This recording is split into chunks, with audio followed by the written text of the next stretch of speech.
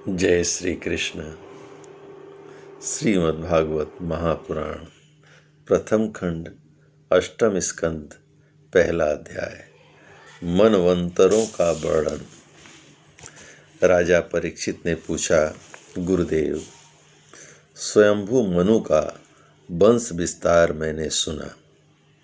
इसी वंश में उनकी कन्याओं के द्वारा मरीच आदि प्रजापतियों ने अपनी वंश परंपरा चलाई थी। अब आप हमसे दूसरे मनुओं का वर्णन कीजिए। ब्रह्मन ज्ञानी महात्मा जिस जिस मनवंतर में महामहिम भगवान के जिन जिन अवतारों और लीलाओं का वर्णन करते हैं उन्हें आप अवश्य सुनाइए। हम बड़ी श्रद्धा से उनका श्रवण करना चाहते हैं। भगवान विश्व भावन भगवान बीते हुए मनवंतरों में जो जो लीलाएं कर चुके हैं, वर्तमान मनवंतर में जो कर रहे हैं और आगामी मनवंतरों में जो कुछ करेंगे वह सब हमें सुनाइए। श्री सुखदेव जी ने कहा, इस कल्प में स्वयंभू आदि 6 मनवंतर बीत चुके हैं। उनमें से पहले मनवंतर का मैंने वर्णन कर दिया। उसी में देवता आदि की उत्पत्ति हुई थी। स्वयंभू मनु की पुत्री आकुति से यज्ञ पुरुष के रूप में धर्म का उपदेश करने के लिए तथा देवहूति से कपिल के रूप में ज्ञान का उपदेश करने के लिए भगवान ने उनके पुत्र रूप से अवतार ग्रहण किया था। परीक्षित, भगवान कपिल का वर्णन मैं पहले ही तीसरे स्कंद में कर चुका हूँ। अब भगवान यज्ञ पुरुष ने आकुति के गर्भ से अवतार लेकर जो कुछ किया उसका वर्णन करता हूँ, सुनो। परीक्षित, भगवान स्वयंभू मनु ने समस्त कामनाओं और भोगों से विरक्त होकर राज्य छोड़ दिया। वे अपनी पत्नी सतरूपा के साथ तपस्या करने के लिए वन में चले गए।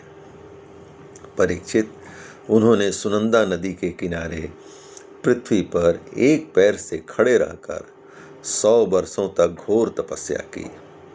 तपस्या करते समय वे प्रतिदिन इस प्रकार भगवान की स्तुति करते थे।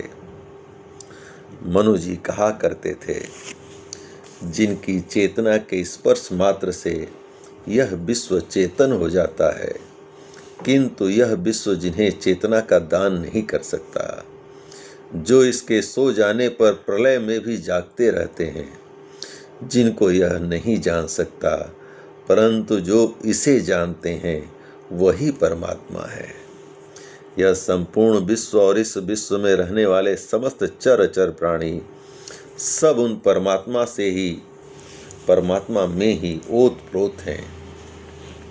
इसलिए संसार के किसी भी पदार्थ में मोह न करके उसका त्याग करते हुए ही इस जीवन निर्वाह मात्र के लिए उपभोग करना चाहिए। तृष्णा का सर्वथा त्याग कर देना चाहिए। भला ये संसार की संपत्तियां किसकी हैं? भगवान सबके साक्षी हैं। उन्हें बुद्धि, वृत्तियां या नेत्र आदि इंद्रियां नहीं देख सकती, परंतु उनकी ज्ञान शक्ति अखंड है।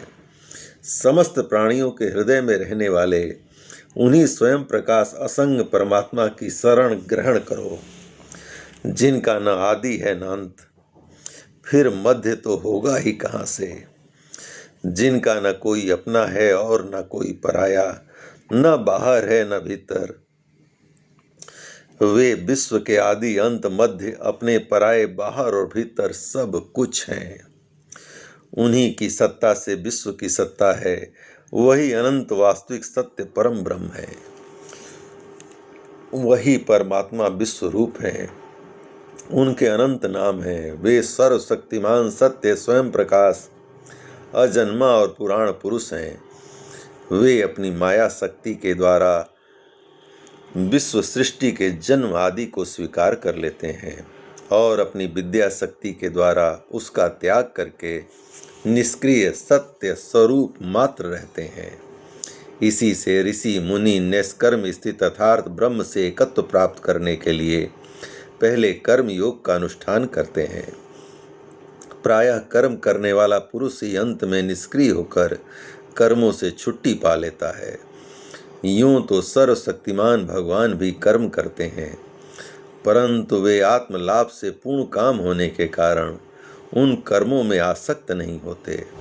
अतः उन्हीं का अनुसरण करके अनासक्त रहकर कर्म करने वाले भी कर्म बंधन से मुक्त ही रहते हैं। भगवान ज्ञान स्वरूप हैं, इसलिए उनमें अहंकार का लेस भी नहीं है। वे सर्वतः परिपूर्ण हैं, इसलिए उन्हें किसी वस्तु की कामना नहीं है। वे बिना किसी की प्रेरणा के स्वच्छंद रूप से ही कर्म करते हैं। वे अपनी ही बनाई हुई मर्यादा में स्थित रहकर अपने कर्मों के द्वारा मनुष्यों को शिक्षा देते हैं। वे ही समस्त धर्मों के प्रवर्तक और उनके जीवन दाता हैं। मैं उन्हीं प्रभु की शरण में हूँ। सुखदेव जी कहते हैं, परीक्षित, एक बार स्वयंभू मनु एकाग्र चित्त से इस मंत्र में उपनिषद स्वरूप श्रुति का पाठ कर रहे थे। उन्हें नींद में अचेत होकर बड़बड़ाते जान भूखे असुर और राक्षस खा डालने के लिए उन पर टूट पड़े। यह देखकर अंतर्यामी भगवान यज्ञ पुरुष अपने पुत्र याम नामक देवताओं के साथ वहां आए। उन्होंने उन खा डालने के निश्चय से आए हुए असुरों का संहार कर डाला और फिर वे इंद्र के पद पर प्रतिष्ठित होकर स्वर्ग का शासन करने लगे।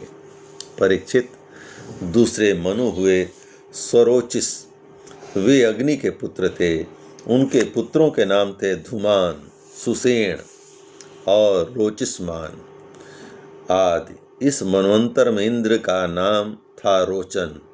प्रधान देवगण थे तुषित आदि। ऊर्ज स्तंभ आदि वेदवादी गण सप्तर्षि थे। उस मनवंतर में वेदशिरा नाम की ऋषि की पत्नी तुषिता थीं। उनके गर्भ से भगवान ने अवतार ग्रहण किया और विभु नाम से प्रसिद्ध हुए। वे आजीवन नैष्ठिक ब्रह्मचारी रहे। उन्हीं के आचरण से शिक्षा ग्रहण करके 88,000 व्रतनिष्ठ ऋषियों ने भी ब्रह्मचर्य व्रत का पालन किया। तीसरे मनु थे उत्तम।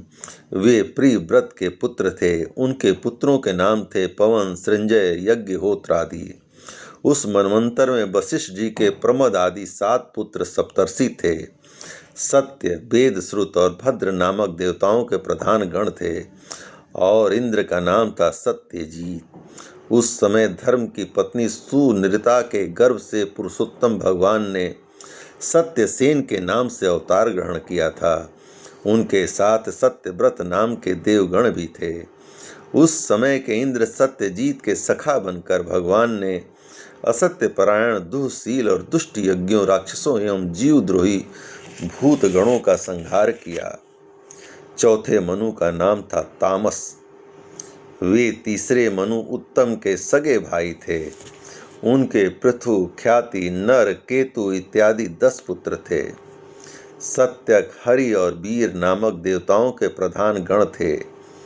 इंद्र का नाम था त्रिशिख। उस मनवंतर में ज्योतिर्धाम आदि सप्तर्षि थे। परीक्षित, उस तामस नाम के मनवंतर में विधृति के पुत्र वैधृति नाम के और भी देवता हुए। उन्होंने समय के फेर से नष्ट प्राय वेदों को अपनी शक्ति से बचाया था, इसलिए वे वैधृति कहलाए।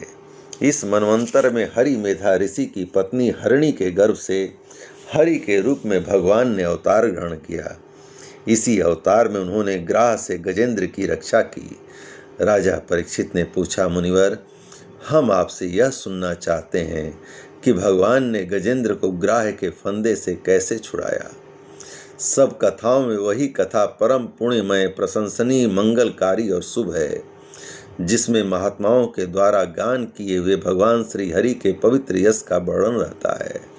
सूत जी कहते हैं, सौनकादि ऋषियों राजा परीक्षित आमरण अनशन करके कथा सुनने के लिए ही बैठे हुए थे।